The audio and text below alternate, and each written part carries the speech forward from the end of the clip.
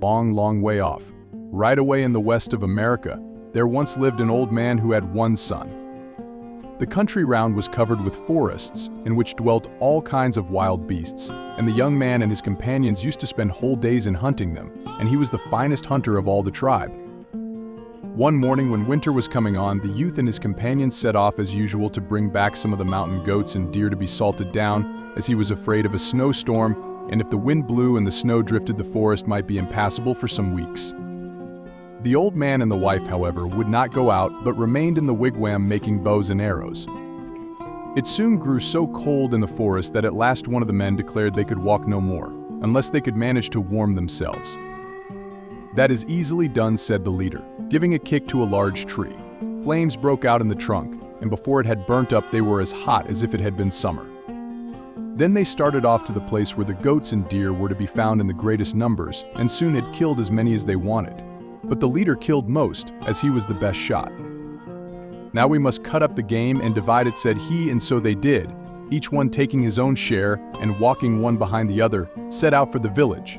But when they reached a great river, the young man did not want the trouble of carrying his pack any further, and left it on the bank. "I am going home another way," he told his companions, and taking another road he reached the village long before they did. "Have you returned with empty hands?" asked the old man, as his son opened the door. "Have I ever done that, that you put me such a question?" asked the youth. "No, I have slain enough to feast us for many moons, but it was heavy, and I left the pack on the bank of the great river. Give me the arrows, I will finish making them, and you can go to the river and bring home the pack." So the old man rose and went, and strapped the meat on his shoulder, but as he was crossing the ford the strap broke and the pack fell into the river. He stooped to catch it, but it swirled past him. He clutched again, but in doing so he overbalanced himself and was hurried into some rapids, where he was knocked against some rocks, and he sank and was drowned, and his body was carried down the stream into smoother water when it rose to the surface again. But by this time it had lost all likeness to a man, and was changed into a piece of wood.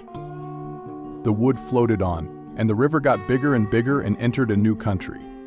There it was borne by the current close to the shore, and a woman who was down there washing her clothes caught it as it passed, and drew it out, saying to herself, "What a nice smooth plank. I will use it as a table to put my food upon," and gathering up her clothes she took the plank with her into her hut. When her supper time came she stretched the board across 2 strings which hung from the roof, and set upon it the pot containing a stew that smelt very good. The woman had been working hard all day and was very hungry, so she took her biggest spoon and plunged it into the pot.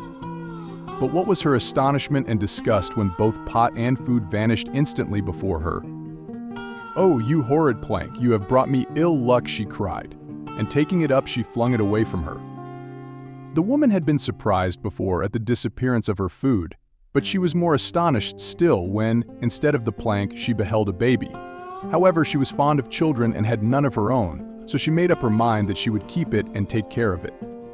The baby grew and throve as no baby in that country had ever done, and in 4 days he was a man, and as tall and strong as any brave of the tribe. "You have treated me well," he said, "and meat shall never fail to your house. But now I must go, for I have much work to do." Then he set out for his home. It took him many days to get there, and when he saw his son sitting in his place his anger was kindled, and was stirred to take vengeance upon him. So he went out quickly into the forest and shed tears, and each tear became a bird. "Stay there till I want you," said he, and he returned to the hut. "I saw some pretty new birds, high up in a tree yonder," he remarked. And the son answered, "Show me the way, and I will get them for dinner." The two went out together, and after walking for about half an hour the old man stopped. "That is the tree," he said, and the son began to climb it.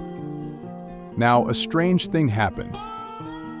The higher the young man climbed, the higher the birds seemed to be, and when he looked down the earth below appeared no bigger than a star. Silly tried to go back, but he could not, and though he could not see the birds any longer he felt as if something were dragging him up and up. He thought that he had been climbing that tree for days, and perhaps he had, for suddenly a beautiful country, yellow with fields of maize, stretched before him, and he gladly left the top of the tree and entered it. He walked through the maze without knowing where he was going, when he heard a sound of knocking, and saw 2 old blind women crushing their food between 2 stones. He crept up to them on tiptoe, And when one old woman passed her dinner to the other, he held out his hand and took it and ate it for himself. "How slow you are kneading that cake," cried the other old woman at last. "Why, I have given you your dinner, and what more do you want?" replied the second. "You didn't, at least I never got it," said the other.